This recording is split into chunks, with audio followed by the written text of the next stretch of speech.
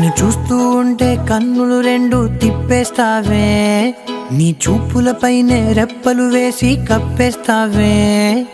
కనిపించని దేవుణ్ణే కన్నార్పక చూస్తావే, కన్నుల ఎదుటే నేనుంటే కాదంటున్నావే.